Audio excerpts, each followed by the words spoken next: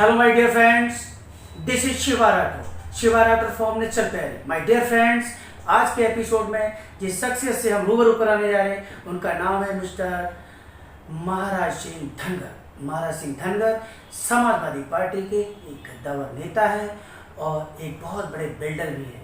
आज महाराज सिंह धनगर की कहानी, महाराज सिंह धनगर की जुबानी हम आपको सुनवाते हैं। सर नमस्कार सर, कैसे हैं? बढ़िया।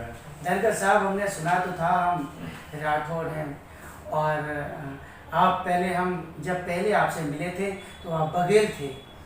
जब पहले मुलाकात हमारी हुई थी और 10 साल मुलाकात रही तो आपकी बघेल साहब के रूप में रही, लेकिन अब आप धनगर साहब हो गए। बड़ी विचित्र कहानी। धनगर तो हम 2013 में ही हो चुके थे। 2012 में, बल्कि 12 में हम लोगों ने आगरा का मेयर का चुनाव धनगर सर्टिफिकेट से लड़ा था। अच्छा। अब आप कहोगे धनगर कैसे बने? जी, हमने किसी का कोई हक नहीं लिया। ओके जी, तो हमने अपना हक लिया है संविधान में 1950 से जो संविधान में थे।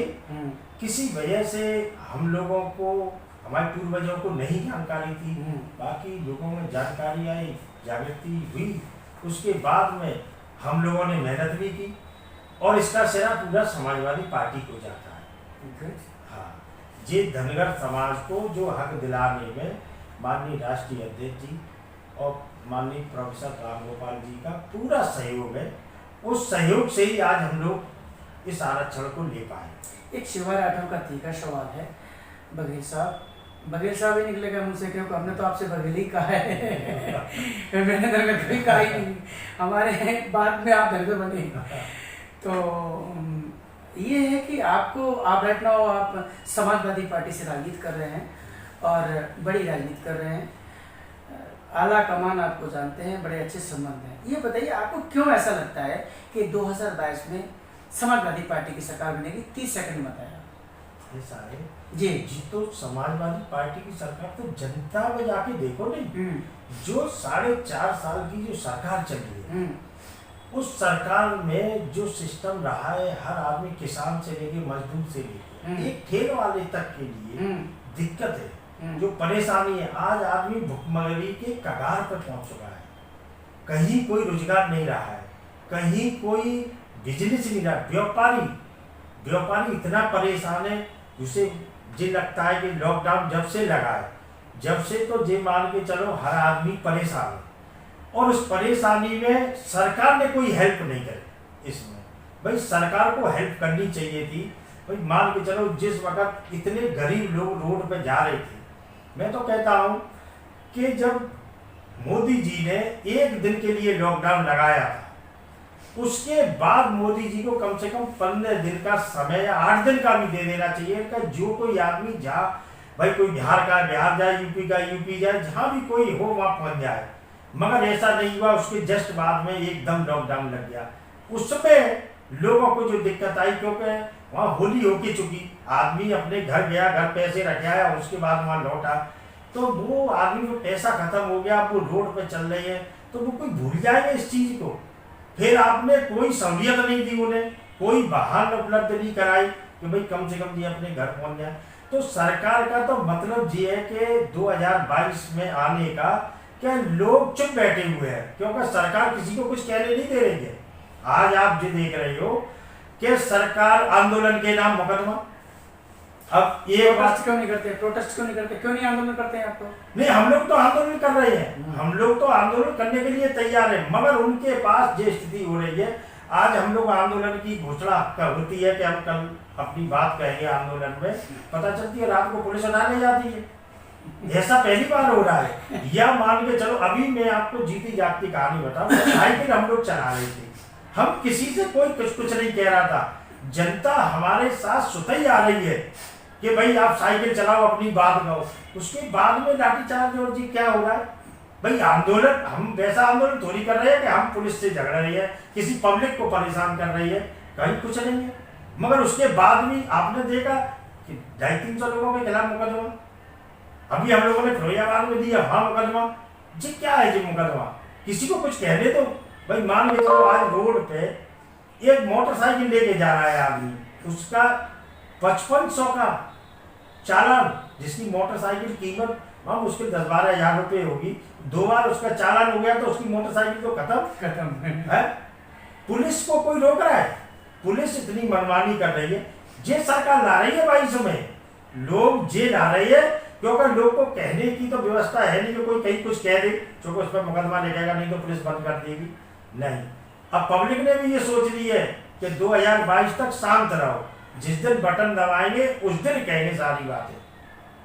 इस वजह से समाजवादी पार्टी की 2022 में सरकार आ रही है, क्योंकि जमीन पे इनकी घोषणा, इनके नेता, अभी तो इन्हें पता चलेगी 2022 में इनके नेता जब वोट मांगने जाएंगे, जब पता चलेगी इन्हें कि पब्लिक में क्या गुस्सा है। मगर अभी तो ये बैठे हुए हैं और रोज आने कोई ना कोई नई घोषणा कर देते हैं। उस घोषणा को लेके और जो उसमें मीडिया से पूरा इन लोगों का टाई अप इतना बढ़िया है कि पूरा दिन और रात वही चलता रहता है, मगर जनता समझ चुकी है। आज कोई आदमी जी कह के राजी नहीं कि भाई मैं सुखी हूँ। और मैं तो ये कहता हूँ कि एक मजदूर की बात नहीं कर रहा हूँ, मैं एक व्यापारी की भी बात कर रहा हूँ। जो व्यापारी इन्हें वोट देती है, जो इनका बैंक वोट है, अब के बाद वो वोट भी खिसक गया है इनसे, क्योंकि उन लोगों की बहुत दूर दिशा हो रही है। कोई टैक्स इन्हें माफ नहीं किया, कोई बिजली का। अच्छा, लॉकडाउन में तुम सब कुछ छूट दे रही हो, लॉकडाउन में सारी फैक्ट्री बंद रही, लोगों के कारखाने बंद रहे, आपने किसी से ये कही कि बिजली में कम कर लो भाई बिल। हम सरकार ने कह दी कि चलो 1-2 महीने का बिल नहीं लगेगा। बैंक में जिसकी किस्त जमा होनी है, बैंक वालों ने कोई छूट दी? आपने कोई ऐसा काम किया वो बताओ। अब आप कह रहे हो कि साहब हम बहुत कुछ कर रहे हैं, जी तो जनता को बताया कि जनता कैसे दिन काट रही है। और अभी आपके सामने अभी एक आदमी आया था, जीती जागती कहानी है, मुझे कह रहा कि मेरे बच्चे भूखे मर रहे हैं, मेरे को काम नहीं मिल रहा है, मुझे कहीं से काम दिला दो। अब ये कंडीशन होने लग गई, ये आप देख रहे हो। ये स्थिति उन लोगों को नहीं दिख रही है, बीजेपी वालों को नहीं दिख रही है, उन्हें सिर्फ ये दिख रही है किसी तरह से हम लोग सरकार बनाए, यूपी में भी बनाए, राजस्थान में बनाए, जहां मर्जी बनाए, मगर उन्हें किसी पब्लिक के किसी आदमी से मतलब नहीं है कि पब्लिक कितनी परेशान हो रही है। आज पेट्रोल डीजल की बात करो, एक बात ये बताओ कि जहां पे 65 रुपए डीजल था, आज वहां 90 रुपए डीजल है। किसान का 150 रुपए बीघे में खेत जुतता था, आज वही खेत 250 रुपए बीघे में जुत रहा है। किसको फायदा हुआ भाई? किसान आज किसी से कुछ कहने जा रहा, कोई सुन रहा है किसान की? डीजल पेट्रोल आदमी के सोचने लगा सिलेंडर की। जेई लोग हल्ला मचाते थे, कांग्रेस की सरकार थी तो जेई लोग हल्ला मचाते थे कि अरे सिलेंडर इतना महंगा, जो 400 रुपये 350-400 रुपये का सिलेंडर था, और इन्होंने सब्सिडी दे के 850-900 का सिलेंडर कर दिया। जे इनकी छूट है, जे इनकी फैसिलिटी है। इस चीज के लिए जे अपने आप को बहुत बड़ी तारीफ कराती है कि साहब हमने ये कर दिया वो कर दिया। कुछ नहीं, जनता नहीं चाह रही है, जनता ये चाह रही है हमें 2 वक्त की रोटी दो और हमें कुछ नहीं चाहिए। जे फ्री में अगर राशन, अब आप देख रहे हो फ्री में वैक्सीन, अब एक होर्डिंग लग गई है, फ्री में वैक्सीन, फ्री में राशन। वो जी थोड़ी कह रहे हमें फ्री में दो, हमें रोजगार दो जिससे हम कमा के खाएं। वो फ्री में आप क्या दे रही हो? आप खाली भाई गेहूं चावल चीनी जी तो दे रही, इससे का पूरा परिवार चलेगा? बीमार हो जाएगा तो वो पैसा कहाँ से आएगा भाई? शादी ब्याह करनी है उसने अपने बच्चों के, वो कहाँ से, कपड़े कहाँ से खरीदेगा? क्या गेहूं बेच के खरीदेगा? इतने गेहूं महंगे मिल नहीं रही है कि उन्हें बेच के अपना खर्चा चला लेगा है।